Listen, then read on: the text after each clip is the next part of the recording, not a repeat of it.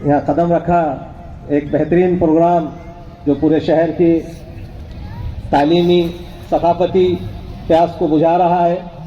और यहाँ पर हज़ारों की तादाद में लोग रोज़ शरीक हो रहे हैं। तो आज भी हम जिस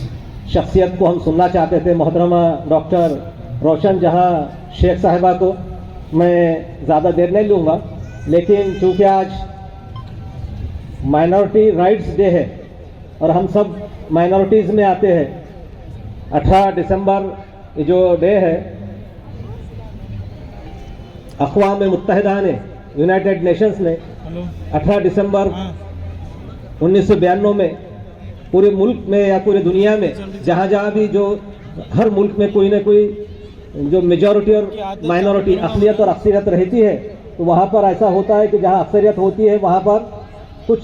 अक़लियतों के जो राइट्स हैं, उनके हुकूक़ हैं, वो पामाल होते हैं या उनको तकलीफ़ होती है। तो इसलिए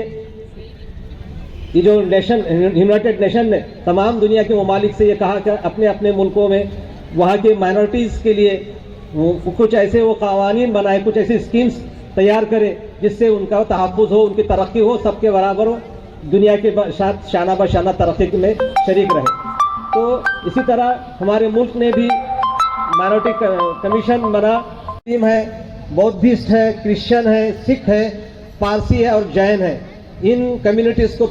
माइनॉरिटीज़ में रखा गया है और इनके हुकूक़ के लिए कई चीज़ें रखी है। जैसा कि हमारे पास शुरू में ही हमारा जो कॉन्स्टिट्यूशन ऑफ इंडिया है, जो हमारा आइन है, इस आइन में भी माइनॉरिटीज़ के लिए बहुत सारी चीज़ें रखी है। जिसके हमारे कॉन्स्टिट्यूशन में कई सारे सेक्शंस हैं, कई आर्टिकल्स हैं। उसमें हम देखते हैं कि जो फंडामेंटल राइट्स है हमारे इंसानी हुकूक़ के लिए, पूरे इंसानों के लिए और खासकर माइनॉरिटीज़ के लिए भी, तो एक आर्टिकल 14 जो अक्सर कहा जाता है, अभी कई दिनों से कुछ बातें हमारे मुल्क में हो रही है और इस तरह से गुमराहकुन बातें भी होती है कि भाई भारत का जब बंटवारा हुआ, आज़ाद हुआ, तो उसमें भारत का बंटवारा जो हुआ वो मज़हब के बुनियाद पर हुआ, जबकि ये कोई सच्चाई नहीं है, हकीकत नहीं है। भारत का बंटवारा ये सियासी तौर पर हुआ था, चूँकि जो लोग जिस इलाके में ज़्यादा रहते थे वो वहाँ चले गए। आज भी पाकिस्तान हो या बांग्लादेश है, वहाँ पर भी 10% से 10% के करीब हिंदूज भी रहते हैं और हमारे इस मुल्क में तकरीबन 15% मुसलमान, हुकूमत के आज़ाद शुमार के मुताबिक 15% मुसलमान इस मुल्क में रहते हैं। लेकिन ये कई बार कहा जाता है कि भाई आपको पाकिस्तान दिया गया, ये गुमराहकुन बातें हमको कही जाती है कि भाई आपको पाकिस्तान दिया गया और अब आप ज़्यादा अगर यहाँ कोई बातें, डिमांड्स और कोई चीज़ ऐसी करते हैं तो आपके लिए मुश्किल खड़ी होगी। लेकिन हमारा जो कॉन्स्टिट्यूशन का आर्टिकल 14 है वो ये कहता है, चाहे वो अक्सरियत का हो, मेजॉरिटी का मजहब मानने वाले हो या माइनॉरिटी के हो या कोई भी हो, उसके लिए वो इक्वल राइट्स है, या कोई भी कम और ज़्यादा नहीं हो सकता। इसलिए मुसलमानों ने हमेशा हम अपने आप को यहाँ के कोई सेकंड शहरी या दूसरे दर्जे के शहरी कभी भी हम तस्लीम ना करें। हम अपने इस मुल्क के पहले दर्जे के शहरी हैं। सबके साथ जो हर एक का हक है वो हमारे भी है। पता होना चाहिए कि हमारे हुकूक क्या क्या है।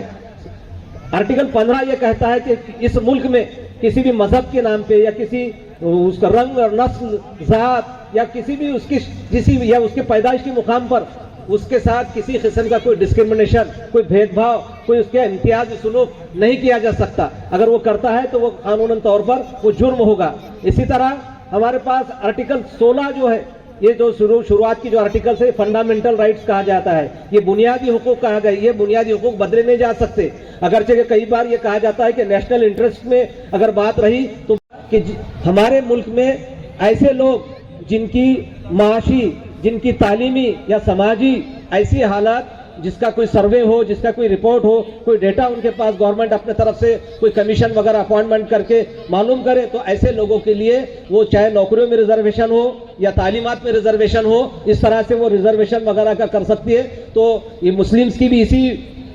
आर्टिकल 16 के तहत की डिमांड है कि हम इस वक्त मुस्लिम कम्युनिटी, इस मुल्क के कई कमीशंस और कई कमिटीज़ ने ये जाहिर की है कि मुस्लिम यहाँ पर भी पसमानदा हो गया है, पिछड़ा हुआ है। तो हमारे हुकूक इसी तरह से आर्टिकल 16 के हिसाब से भी हमके मिलना चाहिए। इसी तरह से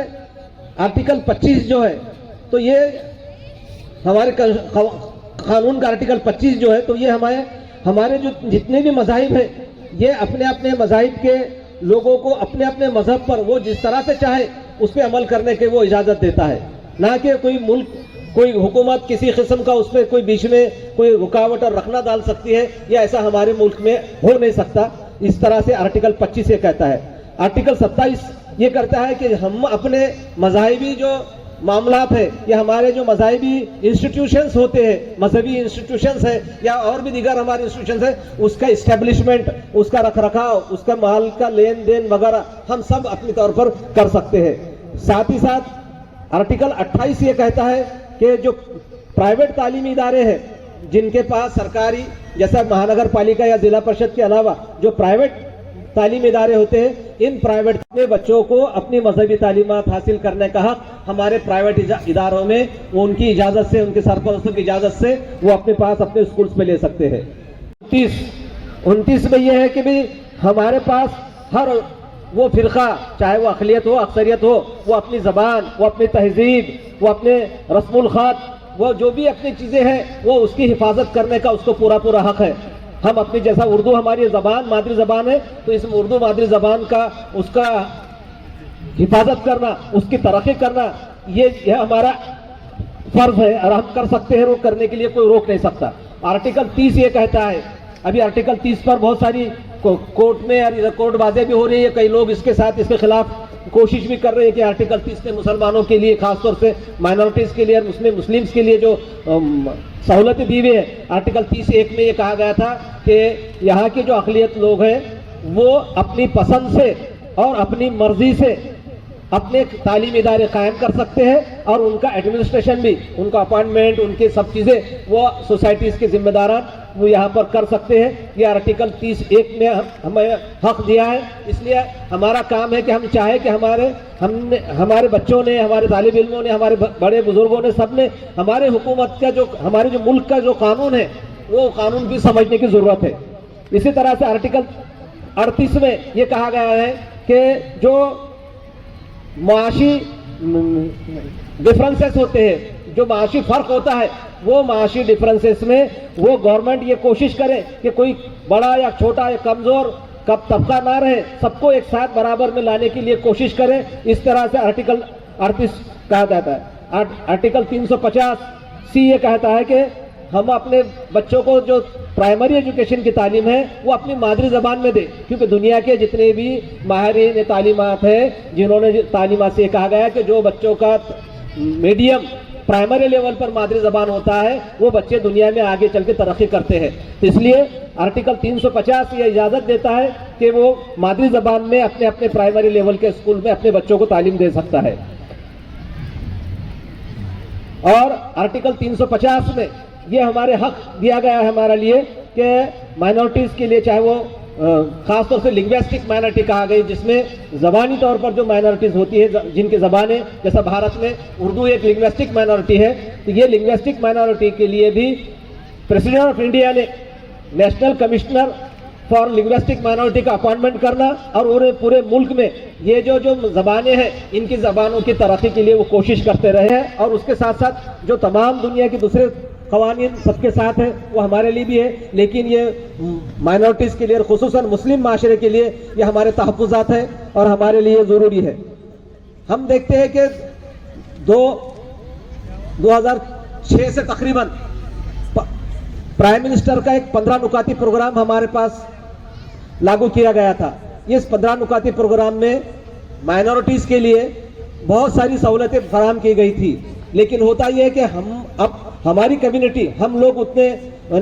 बेदार नहीं है, हम गवर्नमेंट से वो बातें बार बार मनवाते नहीं है, वो इसलिए मिलती नहीं है। तो उसके तहत बहुत सारी चीज़ें जो आप देखते थे कि हमारे पास स्कॉलरशिप, जो बच्चों को तालीमी मामलात में स्कॉलरशिप मिल रही थी, pre matric, post matric, merit cum means, लेकिन अभी हुआ ये कि गवर्नमेंट ने इसी साल से, पिछले साल से तकरीबन, कि वो जो प्री मैट्रिक स्कॉलरशिप अव्वल तक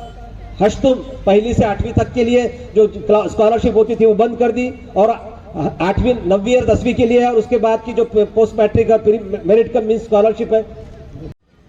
ख़वातीन के लिए, नौजवानों के लिए रोज़गार के मौक़े फराहम करने के लिए स्किल डेवलपमेंट के कई स्कीम्स अभी गवर्नमेंट की आई है, लॉन्च हो रही है और हमने उसका फ़ायदा उठाना चाहिए। ये जो हमारे पास मौलाना आज़ाद फाइनेंस कॉरपोरेशन है, वो बहुत कम रेट पर